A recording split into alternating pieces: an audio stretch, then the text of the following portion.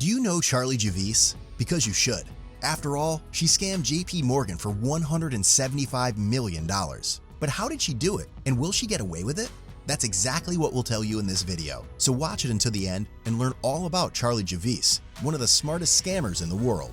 It all started in 2016, when Charlie Javice founded Frank, a company designed to help students get student loans easier and faster. Already in 2017, it had its first problems with the United States Department of Education, which accused Charlie Javice and Frank of making it seem like they were affiliated with them. Frank had to change the website in the end, and the two parties agreed on a settlement.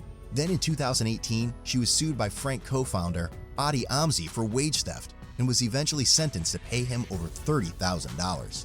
But the craziest story is certainly the one when she sold Frank to the US bank JP Morgan for a whopping $175 million in the summer of 2021. How did she manage that?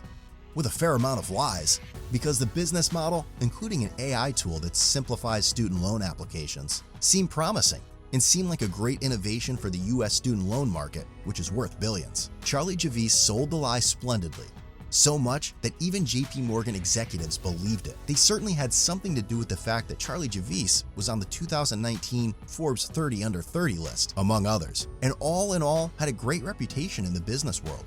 Charlie Javice even called Frank the Amazon of higher education. What's more, Charlie Javice claimed to JP Morgan and the public that Frank had over 4 million customers. The lie also seemed to run really well for a long time, at least until the beginning of 2023, when the dimension of the scam finally came to light and JP Morgan sued Charlie Javice in court, which, by the way, they had actually hired after the deal. The main reason? Frank did not have over 4 million customers, as Charlie Javice claimed, but only about 300,000 actual users. JP Morgan discovered this, among other things, by the fact that many of the emails to the supposedly over 4 million email addresses never arrived, and only about 1% of those that did arrive were opened. So Charlie Javice seemed to have simply faked them. JP Morgan now wants to nullify Frank's purchase, and Charlie Javice is under investigation by federal prosecutors and the SEC for bank fraud, securities fraud, wire fraud against a financial institution, and conspiracy to commit bank and wire fraud, among other charges.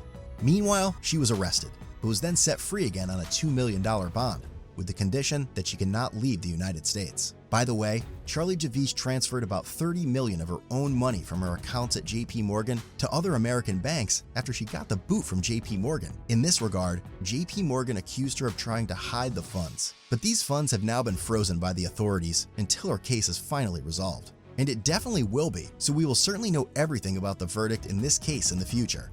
That's it again for today. If you liked the video, share it with your friends.